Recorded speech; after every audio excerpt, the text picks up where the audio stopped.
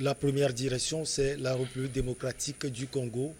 Kinshasa suspend tous les accords signés avec le Rwanda. Puis le Mali, le Conseil national de transition examine la nouvelle loi électorale. Le Bénin, la Criette libère 17 personnes poursuivies pour atteinte à la sûreté de l'État. Et on termine comme d'usage par le Togo, reprise des célébrations publiques des fêtes traditionnelles. Nos invités sont en place, Kofi Nayote Kondo, juriste analyste politique, Rodrigue Ahego, il est analyste politique, et puis Emmanuel Vivien Tomi, journaliste, directeur de publication de Plume Libre. Chers invités, bonjour. On commence par Emmanuel, vous allez bien? Oui, ça va. Bonjour Michel, bonjour à Kofi et à Rodrigue, et bonjour à toutes les téléspectatrices et téléspectateurs de par le monde. Permettez-moi aussi de saluer nos amis du Burkina, du Cameroun, mais aussi du Bénin, de la Côte d'Ivoire, que nous attendons à Lomé en début juillet pour le début du tournage du grand film Crime à la pharmacie, qui sera au prochain FESPACO et dans d'autres festivals. Et nous leur disons coucou. Et de dire aussi merci à tous ceux qui nous suivent depuis la diaspora et qui nous envoient des fois de petits messages d'encouragement. Et saluer aussi ceux qui sont du côté de l'Ukraine et qui ont la chance de capter New York TV et de nous suivre présentement. Donc vous allez bien, Rodrigue? Ben, je vais bien à la togolaise. Je vais bien du moment où on a la santé, quand on se réveille. Pour le reste, on s'en remet à Dieu. Et donc, sinon, on espère que ça ira mieux. Président, bonjour. Merci d'avoir répondu à notre invitation. Merci, ce fut un plaisir, Michel. Je salue mon frère Tommy et Rodrigue. Je voudrais d'abord ici saluer tout le peuple togolais sur l'ensemble du territoire que j'espère bien se sont réveillés avec de bonne humeur aujourd'hui. Je voudrais m'incliner devant le trône royal de Togbi Dravi, depuis le canton d'Agbolvé, Togbi Irland de Gapé, Togbi Papali de Wakala, Togbi Passa de Tchévier. Ils sont souvent câblés. Ah oui, bien sûr. Et Togbi Devi Apehun de Kotosu. Sans oublier Togbi Adjale, Adjale. Togbi Djidjole, et tous les Togbi qui nous suivent en ce moment. Togbi Gang Agokoli. Je voudrais dire que chacun des Togolais doit écrire sa mémoire selon ses souvenirs. Qu'il soit bon ou mauvais, patriotique ou progressiste, nous devons écrire notre mémoire pour construire ensemble un Togo fort et émergent, un Togo d'influence. Je voudrais enfin dire à toute la génération d'avant les années des indépendances que peu importe ce que nous fassions, le Togo restera toujours le Togo. Nous allons passer, vous allez passer. Ce qui importe aujourd'hui, c'est quel Togo nous allons léguer à la génération future, qui est très important. Merci Michel. Allez, on prend la direction de la République démocratique du Congo, où le Conseil supérieur de la défense a suspendu tous les accords et préaccords signés avec le Rwanda, car Kinshasa accuse donc Kigali de soutenir le mouvement rebelle M23. Cette suspension concerne aussi l'économie. Première question, quelles peuvent être les répercussions sur les deux pays? Michel, tu permets que je fasse un constat. On a comme l'impression que le monde, d'une façon générale, est en train de sombrer dans les années surannées de la pratique de la guerre, des attaques, mais aussi de la culture de la violence. Je parlais tout à l'heure dans les salutations de l'Ukraine. Oui. On ne peut pas imaginer quand même qu'en 2022, des pays se livrent encore à des guerres, alors que la guerre a fait trop de mal à ce monde, à ce continent africain, mais aussi à ce continent européen, à tout le monde entier, à toute la planète. Comment est-ce qu'au même moment qu'on dit on veut protéger l'environnement, on lance des bombes pour casser des bâtiments, pour tuer des êtres humains? Ça n'a pas de sens. Au moment où on dit on veut protéger les animaux, on tue quand même les hommes. Mais je crois que le monde devient de plus en plus fou. Ouais. Et curieusement, l'Afrique, qui est réputée être le continent du dialogue, le continent des palabres, le continent de l'arbre à palabres, le continent des contes, de la transmission orale, l'Afrique qui parle beaucoup commence aussi par faire la guerre, continue par faire la guerre. Elle est habituée à la guerre. Comme on était encore dans les années 92, ou encore dans les années des coups d'État de 85, ou encore dans les années de 1960. Je pense que c'est regrettable. Et ce qui se passe aujourd'hui entre le Rwanda et la République démocratique du Congo est une honte pour l'Union africaine. Une honte, d'autant plus que M. Tshisekedi était tout récemment le président N6 de l'Union africaine. Et l'Union africaine, qui veut aller quand même régler le problème entre l'Ukraine et la Russie, n'arrive pas à régler le problème entre le Rwanda et la RDC. C'est dommage et c'est regrettable. Et c'est un recul pour la démocratie. Aujourd'hui, on sait comment ça se passe. Tous les pays soutiennent souvent des mouvements rebelles pour déstabiliser l'autre régime. Alors, ce que moi je n'ai pas compris, c'est que jusqu'à présent, l'Union africaine n'arrive pas à s'imposer. Bon, s'ils ne peuvent rien faire, ils n'ont qu'à faire appel au Togo. On va essayer de faire la médiation. Le président angolais est déjà sur le terrain. Mais il n'arrive pas à trouver de solution. Aujourd'hui, moi je pensais qu'avec la visite du roi belge au Congo, ben, je croyais que bon, lui aussi il allait quand même lancer un mot et peut-être aussi tendre la main, mais dans son discours, il a été plus que clair. La RDC va se protéger.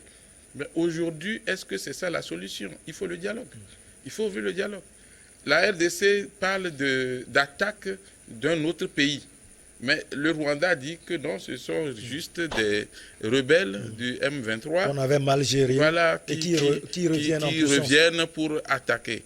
Il est très important qu'on marque une pause dans cette guerre inutile et qu'on trouve une solution. Toutes les guerres finissent toujours par des tables rondes. Il faut faire alors économie et commencer par là. Parce que les vies humaines ne sont pas remplaçables. On peut peut-être reconstruire les bâtiments qui ont été cassés par les guerres, mais la vie humaine, elle est unique. Et donc, je pense que c'est important. Les dégâts au niveau matériel, moi, ça ne me dit rien. Mais c'est plutôt la perte des vies humaines, la mort des civils, des fois. La mort. Et puis, on veut montrer. Moi, je pense que aussi, l'homme est égoïste tellement qu'on arrive aujourd'hui à un stade où on préfère prendre des hommes comme cobayes.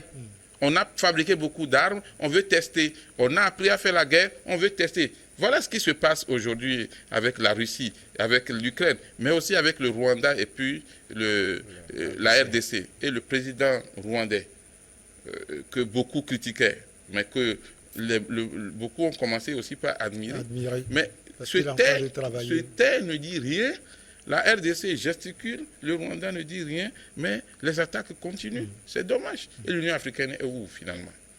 Alors, Rodrigue, l'opposant Martin Fayoulou, on l'a vu, c'était jeudi en conférence de presse. Il a non seulement critiqué le président Félix Antoine Tshisekedi, il est allé loin, il a demandé la rupture de tous les accords avec le Rwanda. C'est ce qui est fait, les répercussions sur les deux pays. Avant de répondre à cette question, je me suis sérieusement intéressé à tout ce qui se passe sur la planète Terre. Et ça m'a ramené à la Bible. Quand vous lisez Matthieu 10, verset 34, pour ceux qui sont des chrétiens, vous allez découvrir en réalité ce qui se passe sur la terre. Un avertissement fut lancé depuis par ceux qui sont à la base de ces livres entre griffes sacrés dans lesquels nous nous perdons aujourd'hui avec beaucoup plus de fanatisme. Vous lirez, ne croyez pas que je suis venu apporter la paix sur la terre. Je ne suis pas venu apporter la paix, mais l'épée. Et en d'autres termes, c'est un message qui dit en substance, je suis venu opposer les enfants à leurs parents. Je suis venu opposer les frères à leurs autres frères. Je suis opposé des familles à d'autres familles. Je suis opposé un mari à son épouse, etc., etc. Quand vous lisez Matthieu 10, verset 34, vous allez découvrir en réalité que nous sommes dans une sorte de manipulation intellectuelle depuis le début. Et les gens qui sont à l'origine de cette histoire tragique que le monde, que la planète Terre vit, savent pertinemment ce qui allait arriver. Ils ont tout programmé et ils ont mis en place des instruments qui permettent d'assujettir d'abord l'intelligence humaine à ces événements-là, et nous disons que ça n'arrive qu'aux humains. Est-ce que nous finissons par dire? Donc c'est programmé, selon vous. Tout est programmé. Tout est programmé. Quand en 2020, on a commencé par parler de coronavirus, moi je me suis rappelé d'un film que j'ai suivi quelques années plus tôt, qui parlait de coronavirus. Et quand vous suivez le film de bout en bout... Le film disait Corona. Oui, mais c'était un virus. C'était un virus. Et quand vous suivez de façon chronologique les différentes scènes qui ont été assemblées pour constituer ce film-là, et vous revenez sur ce que nous avons vécu dans nos pays respectifs, vous comprenez carrément que ce sont des événements programmés. Alors, on s'est amusé dans un documentaire à faire le pli du billet dollar, et on a découvert les tours, comment dirais-je, les deux tours jumelles qui ont été touchées par de la dernière 16 amis. Très bien. Vous comprenez? Alors, et sur un autre billet, vous voyez les pyramides et vous voyez les lumières qui jaillissent, et on a attribué ça aux Illuminati. Autrement dit, vous revenez à la Bible, il n'y a rien de nouveau sous les cieux. Tout ce que nous vivons aujourd'hui, ce sont des choses. Les gens ont programmé ça et sont juste en train de prendre les dispositions pour dérouler ça.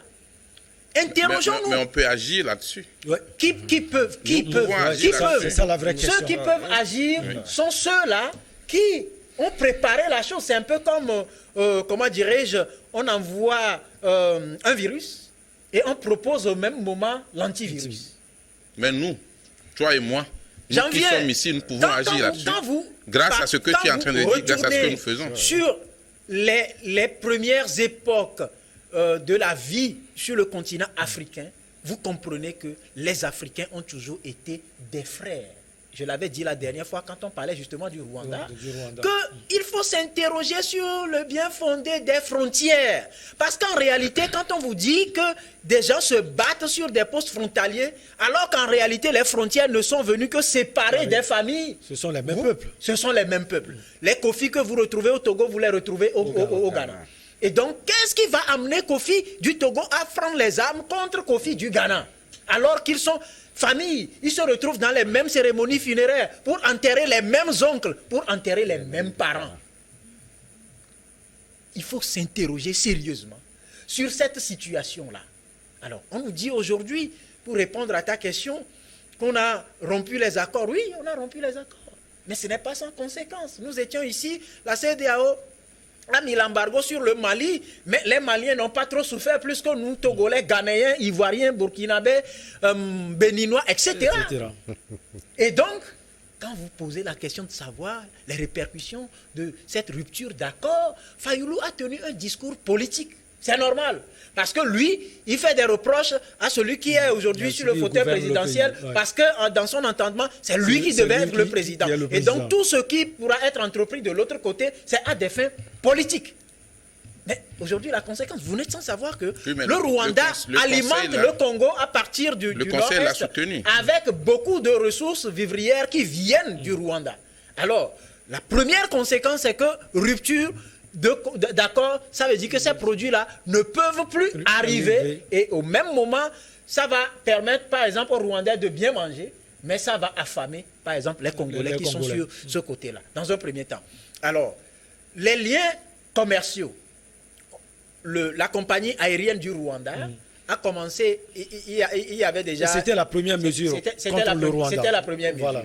Et la question, c'est de savoir, ça affecte qui, justement, parce que ça venait juste d'être entreprise. la liaison aérienne à travers le Rwandais, Rwanda Airlines, vers la RD Congo. Ouais. Rwandais dessert déjà d'autres pays, etc. Ça vient au Bénin, ça va... Mais le Congo est un ça grand va- marché pour, Non, le Congo pour la est... société. Là où je veux en venir, Rwandais ne venait pas là-bas, mais Rwandais subsistait. C'est maintenant que Rwandais veut aller peut-être élargir un peu le champ pour augmenter le chiffre d'affaires.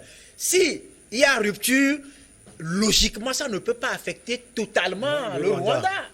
Mais ce sont les apports que le Rwanda envoie à partir de cette déserte-là qui affectent la RD Congo. Donc, à mon avis, dans un premier temps, les conséquences sont beaucoup plus orientées vers celui qui a fait la rupture des contrats que celui vers qui on a prononcé les sanctions. Et pour moi, dans un premier temps, ça ne peut que renforcer les clivages et les tensions. Alors, Vivien l'a dit tout à l'heure, nous, Africains, j'ai l'impression que une maladie mentale nous frappe sérieusement. Non, pas nous Et tous, la carte- certains Non, Africains. je parle Pas d'un nous cas tous. général. Je parle d'un cas Toi général. et moi, nous Je sommes parle quand d'un même cas général. en train de Il y a raisonner. incendie des maisons à côté de moi. Et tout ce que je trouve à faire, c'est de prendre un avion pour aller en Russie et puis en Ukraine pour aller demander à ceux qui aussi se battent pour ce qui les concerne. C'est vrai que ça nous concerne tous. Ouais. Mais au même moment, ce qui se passe en Ukraine nous interpelle beaucoup plus. On est plus allé pour le Si tu blé. prends la Pour le nationale blé. numéro 1, tu prends la nationale numéro 1, tu vas voir combien de terres vides nous avons. Ouais. Et au même moment, les produits céréaliers, parce que ça coûte cher chez nous, il faut aller demander à la Russie d'arrêter la guerre ou de faire couler ces produits vivriers pour que nous puissions avoir une chute de la flambée sur nos prix. Alors, ce sont des situations qui nous interpellent. Et en tant qu'Africains, je vais profiter pour lancer un appel aux Africains de réfléchir au continent, de revenir sur les acquis du passé qui nous permettaient de vivre en paix. Parce que notre paix a commencé par être troublée avec la colonisation, lorsque les gens ont envahi notre continent et ont détruit, dévasté nos familles, nos champs, nos produits. Avant de retrouver Kofi Nayote Kondo, on va marquer une petite pause et cela va nous permettre de souffler un peu. On revient pour la suite.